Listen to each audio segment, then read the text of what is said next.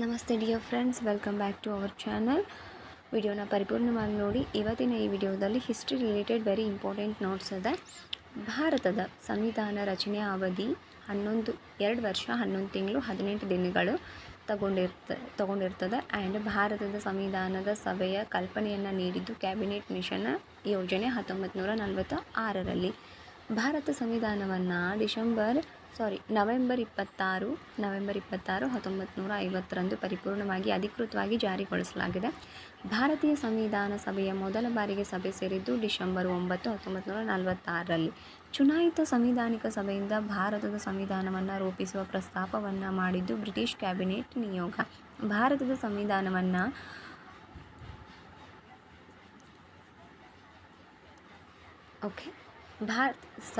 ಸಂವಿಧಾನ ಸಭೆಯಲ್ಲಿ ವಸ್ತುನಿಷ್ಠ ನಿರ್ಣಯವನ್ನು ಮಂಡಿಸಿದವರು ನೆಹರೂರವರು ಡಿಸೆಂಬರ್ 13, 1946ರಲ್ಲಿ. ಇನ್ನು ಸಂವಿಧಾನ ರಚನಾ ಸಭೆಯಲ್ಲಿ ಕರಡು ರಚನಾ ಸಮಿತಿ ಒಳಗೊಂಡಿರುವ ಸದಸ್ಯರ ಸಂಖ್ಯೆ 7 ಜನ ಆಗಿತ್ತು.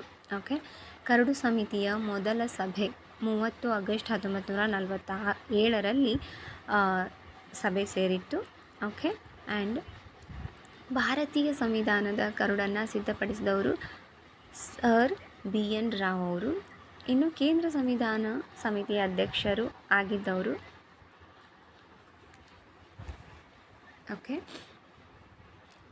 ಕರ್ನಾಟಕದ ಮೊದಲ ರಾಜಮನೆತನ ಶಾತವಾಹನರು ಹಾಗೂ ದಕ್ಷಿಣ ಭಾರತವನ್ನು ಆಳಿದ ಮೊದಲ ರಾಜಮನೆತನ ಕೂಡ ಶಾತವಾಹನರೇ.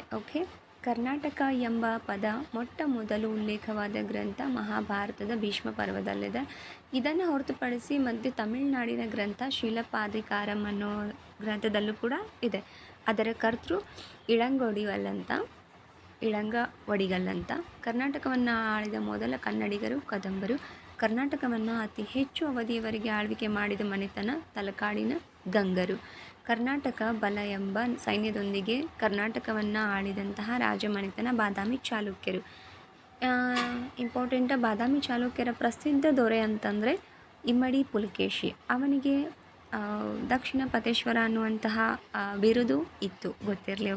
ಆ್ಯಂಡ್ ಕರ್ನಾಟಕವನ್ನು ಮೊದಲು ಮೈಸೂರು ಸಂಸ್ಥಾನ ಅಂತ ಕರಿತಾ ಇದ್ರು.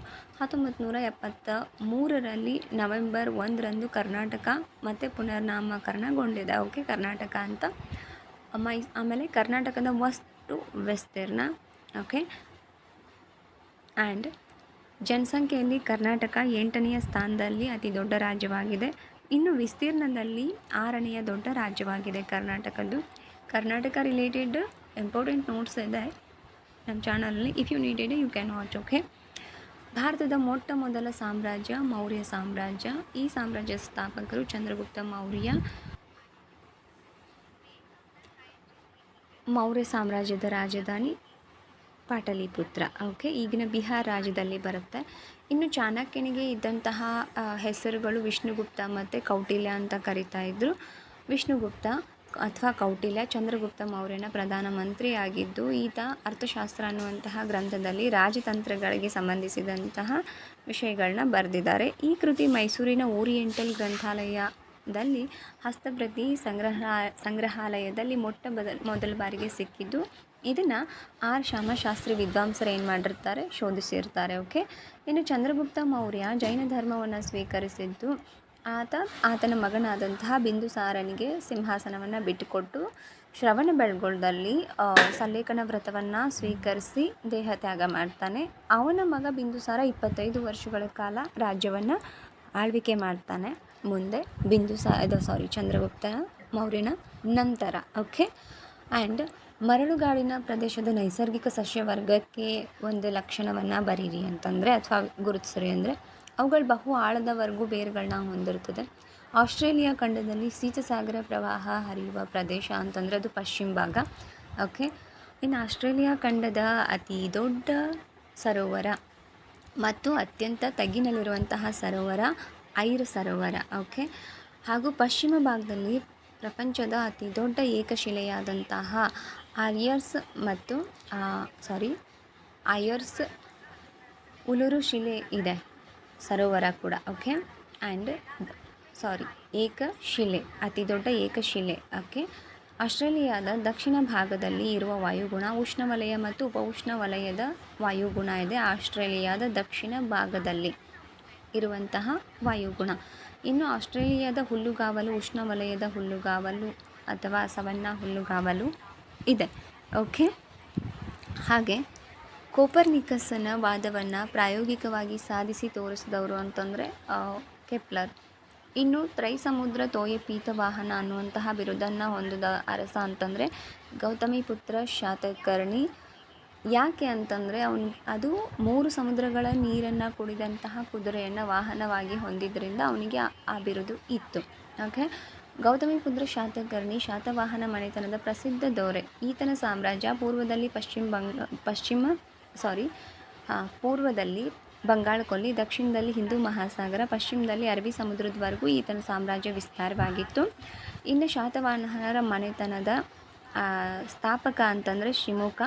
ಇವರ ರಾಜಧಾನಿ ಪ್ರತಿಷ್ಠಾನ ಈಗಿನ ಮಹಾರಾಷ್ಟ್ರದ ಪೈಠಾನ ಆ ಪ್ರದೇಶ. ಓಕೆ, ಇನ್ನು ಪೈಠಾನ ಗೋದಾವರಿ ನದಿ ದಡದಲ್ಲಿದೆ. ಶಾತವಾಹನರ ರಾಜಲಾಂಛನ ವರುಣ ಆಗಿತ್ತು.